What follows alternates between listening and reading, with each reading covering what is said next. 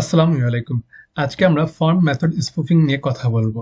Form method স্পুফিংটা হচ্ছে যেমন আমরা হচ্ছে যে এইচটিএমএল ফর্মের ভিতরে আমরা হচ্ছে পুট, প্যাচ এবং ডিলিট এই ৩ টা মেথডগুলোকে ইউজ করতে পারি না।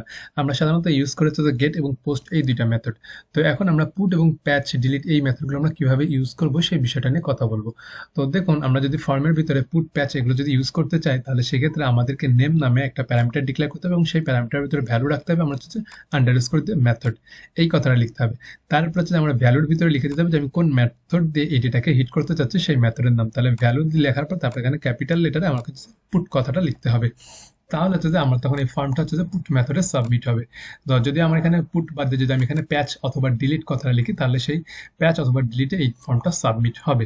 তো আমাদেরকে যদি আমরা মেথডটাকে এখানে লিখে দিই তাহলে আমাদের এইভাবে সাবমিট হবে। এবং আমাদেরকে এখানে আরেকটি সিএসআরএফ টোকেনের জন্য আমাদের কাছে এখানে আন্ডারস্কোর দিয়ে এখানে টোকেন কথাটা লিখতে হবে। টোকেন কথাটা লেখার পর তারপর আমরা সেখানে একটা ভ্যালু পাস করে দেবো, সেটা হচ্ছে যে অ্যাট সিএসআরএফ টোকেন এই কথাটা। তো এইভাবে আমরা চাইলে ফর্মের ভিতরে এইভাবে লিখতে পারি, অথবা আমরা যদি ব্লেড ফাইলের ভিতরে লিখি তাহলে সেক্ষেত্রে ব্লেড ফাইলের ভিতরে আমরা এখানে অ্যাট মেথড এই মেথডটাকে ইউজ করতে পারি। এই মেথডটাকে ইউজ করে আমরা এখানে হচ্ছে যে পুট মেথডটাকে বলে দিলাম যে আমরা পুট মেথডের মাধ্যমে সাবমিট করতে যাচ্ছি এবং এখানে সিএসআরএফ টোকেন এই কথাটা আমরা লিখতে পারি। তাহলে পুট দিয়ে মেথড যদি আমরা এই কথাটা লিখি তাহলে এটা কাজ করা হচ্ছে যে এইটার মতনই।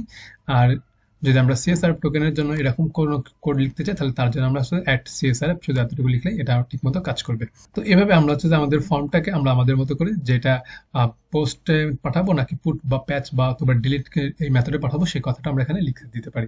তো আমাদের এখানে যদি আমরা প্যাচ কথাটার জন্য সাবমিট করি ফর্মটাকে তাহলে আমরা এখানে পিএটিসিএইচ এখানে যে প্যাচ যেটা লেখা আছে এই লেখাটা আমরা এখানে পেস্ট করে দেবো এবং ডিলিটের ক্ষেত্রে এখানে যে কথাটা লেখা আছে ঠিক সেম কথাটা আমরা এখানে পুটের জায়গায় ডিলিট কথাটা লিখে দিব।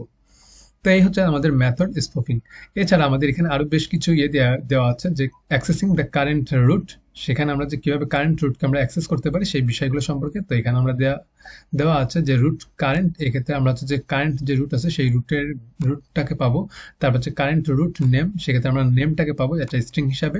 এবং হচ্ছে যে রুট কারেন্ট অ্যাকশন, এক্ষেত্রে আমরা একটা অ্যাকশনের কারেন্ট এটা পাবো, অ্যাকশনটা দেখতে পাবো। তো এক্ষেত্রে আমরা রুট পাবো, এখানে নেম পাবো, এখানে অ্যাকশন পাবো। তো এইভাবে আমরা হচ্ছে যে অ্যাক্সেসিংও করতে পারি আমাদের কারেন্ট রুটে। তো আজকে পর্যন্তই। Thank you for watching this video. আল্লাহ হাফেজ।